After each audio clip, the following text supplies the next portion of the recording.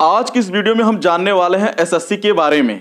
SSC क्या है, SSC कौन कौन से एग्जाम करवाता है। वीडियो के अंत में हम जानेंगे कि कैसा पैटर्न होता है एसएससी एग्जाम का, कैसे पास एसएससी एग्जाम को हम कर सकते हैं, क्या रणनीति हम बनाएं, कैसे टाइम को मैनेज करें और करंट अफेयर में क्या क्या हम पढ़ें। इसलिए वीडियो को अंत तक आप जरूर देखें। यह वीडियो एसएससी की तैयारी करने वाले स्टूडेंट के लिए काफी फायदेमंद हो सकता है। हर साल लाखों स्टूडेंट एसएससी की तैयारी करते हैं, लेकिन कुछ स्टूडेंट को एसएससी की पूरी जानकारी नहीं होती है। हम आपको इस वीडियो के माध्यम से एसएससी से संबंधित पूरी जानकारी देने वाला हूं। नमस्कार फ्रेंड्स, मैं हूं प्रिंस गुप्ता। स्वागत है आपका हमारे इस यूट्यूब चैनल पर। फ्रेंड्स, अभी तक आपने हमारे चैनल को सब्सक्राइब नहीं किया है तो हमारे चैनल को सब्सक्राइब जरूर कर लें, क्योंकि करियर एंड कोर्स से जुड़ी जानकारी हम आपको अपने चैनल के माध्यम से देते रहते हैं। अगर यह वीडियो आपको पसंद आए तो आप एक लाइक जरूर करें। सबसे पहले हम जानते हैं एसएससी का फुल फॉर्म क्या होता है। एसएससी का फुल फॉर्म होता है स्टाफ सिलेक्शन कमीशन, और इसे हिंदी में कर्मचारी चयन आयोग कहते हैं। अगला हम जानते हैं एसएससी क्या है। एसएससी की स्थापना सन 1977 में हुई थी, जिसे कर्मचारी चयन आयोग यानी स्टाफ सिलेक्शन कमीशन कहा जाता है। आपको बता दें, यह एक बोर्ड है जो कि केंद्र सरकार के मंत्रालय और अन्य विभागों में ग्रुप बी और सी के कर्मचारियों का चयन करता है। अगर आपका भी सपना है सरकारी नौकरी पाने का, तो आप भी एसएससी के एग्जाम को पास करके अपने सपने को साकार कर सकते हैं। अगला हम जानते हैं एसएससी द्वारा कौन कौन से एग्जाम कराए जाते हैं। एसएससी द्वारा कौन कौन से एग्जाम कराए जाते हैं, अगर आपको नहीं पता है तो चलिए हम आपको एक एक करके बताते हैं। एसएससी के द्वारा कौन कौन से कॉम्पिटिटिव एग्जाम कराए जाते हैं, चलिए हम जानते हैं। एसएससी में हमारा पहला है सीजीएल, का पूरा नाम है कंबाइंड ग्रेजुएट लेवल। इस परीक्षा को देने के लिए स्नातक यानी ग्रेजुएट होना आवश्यक होता है। इस परीक्षा में आवेदन करने के लिए एप्लीकेंट का स्नातक ग्रेजुएशन होना जरूरी है। बिना स्नातक ग्रेजुएट के आप इस एग्जाम के लिए आवेदन नहीं कर सकते हैं। इसमें अलग अलग सरकारी विभागों के रिक्त पदों की भर्ती के लिए स्नातक स्तर पर परीक्षा कराई जाती है, और एसएससी सीजीएल लेवल की परीक्षा राष्ट्रीय स्तर पर होती है। इसमें कम से कम हर स्टूडेंट की उम्र 18 से 27 तक होना आवश्यक होता है। एसएससी में अगला हमारा है सीएपीएफ। सीएपीएफ का पूरा नाम है सेंट्रल आर्म्ड पुलिस फोर्स। यह ऐसा पैटर्न होता है जो पुलिस कर्मचारी हेतु चुना जाता है। इसके नाम से ही यह साफ पता चलता है कि केंद्र सरकार में सशस्त्र पुलिस बल में इंस्पेक्टर, सब इंस्पेक्टर के लिए परीक्षा करवाई जाती है। एसएससी में अगला हमारा है जेएसटी। जेएसटी का पूरा नाम है जूनियर हिंदी ट्रांसलेटर। आपको बता दें कि यह परीक्षा को पास करने के बाद भारत सरकार में हिंदी ट्रांसलेटर की नौकरी पा सकते हैं, लेकिन आपकी हिंदी और इंग्लिश भाषा का अच्छा ज्ञान होना जरूरी होता है। एसएससी के अंतर्गत अगला एग्जाम हमारा है जेई। यह एक बहुत अच्छी पोस्ट मानी जाती है। जेई का मतलब जूनियर इंजीनियर होता है। इस परीक्षा को देने के लिए मेहनत जरूरी होती है, और यह परीक्षा देने के बाद स्टूडेंट भारत सरकार के अलग अलग विभागों में जूनियर इंजीनियर की पोस्ट पर काम कर सकता है।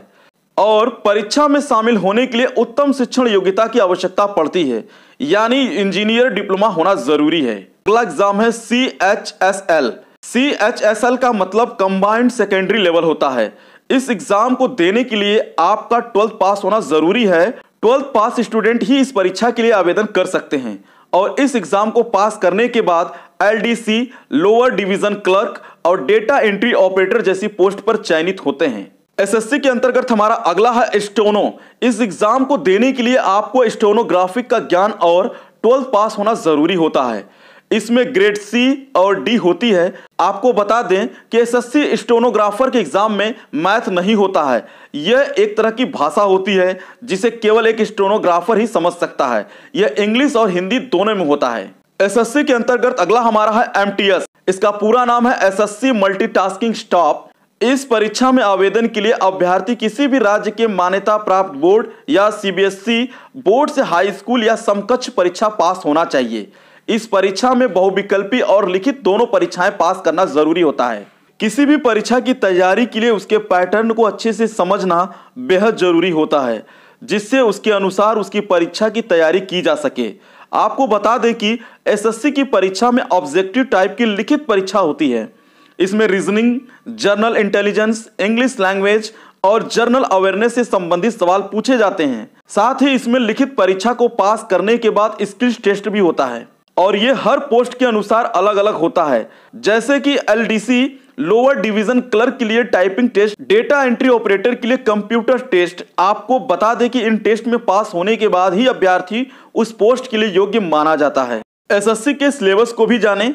हर एग्जाम का पैटर्न और पूछे जाने वाले सवाल अलग अलग होता है, इसलिए किसी भी परीक्षा की तैयारी करने से पहले उसके सिलेबस को अच्छे से समझ लें और सिलेबस में आने वाले टॉपिक्स को ध्यान से पढ़ें, समझें और उसी के अनुसार परीक्षा की तैयारी करना शुरू करें। आपको बता दें कि इस एग्जाम से जुड़ी कोई भी बुक खरीदते समय उसे सिलेबस से मिलान कर लें और उसके बाद ही उसे खरीदें, जिससे आपको कोई भी टॉपिक न छूटे और आप परीक्षा की तैयारी आसानी से कर सकें। SSC की तैयारी करने के लिए आप कुछ रणनीति भी बना सकते हैं। SSC की परीक्षा हमारे स्कूल और कॉलेज की परीक्षा से बहुत अलग होती है और इस वजह से इसकी तैयारी के लिए आपको नई रणनीति बनाने की जरूरत होगी। इस परीक्षा में अंग्रेजी और जर्नल अवेयरनेस की तुलना में जर्नल इंटेलिजेंस और न्यूमेरिकल एप्टीट्यूड में अधिक समय लगता है। इस वजह से आप अपने समय को सही एडजस्टमेंट करें, जिससे आपको दिए गए समय में सभी तरह के सवालों को सही जवाब दे पाएं। SSC की तैयारी करने के लिए टाइम मैनेजमेंट का भी ध्यान होना चाहिए। किसी भी परीक्षा के लिए सबसे जरूरी है टाइम मैनेजमेंट, क्योंकि ऑब्जेक्टिव सवालों को हल करने के लिए भी आपको समय को सही तरह से मैनेज करना चाहिए, जिससे आप टाइम पर पेपर को हल कर पाएं। SSC में करंट अफेयर्स, बता दें कि एग्जाम में करंट अफेयर्स से जुड़े सवाल काफी महत्वपूर्ण होते हैं, लेकिन यह देखा गया है कि विद्यार्थी एग्जाम से कुछ दिन पहले ही एग्जाम की तरफ ध्यान देते हैं, जिस वजह से वह करंट अफेयर में कमजोर हो जाते हैं और एग्जाम क्लियर नहीं कर पाते हैं। बता दें कि आपको इस चीज पर खास ध्यान देने की जरूरत है और इसके लिए आप हर रोज देश दुनिया की नई खबरों की जानकारी रखें। इसके लिए रोजाना न्यूज़पेपर पढ़ सकते हैं और इस सेक्शंस में अच्छे मार्क्स ला सकते हैं।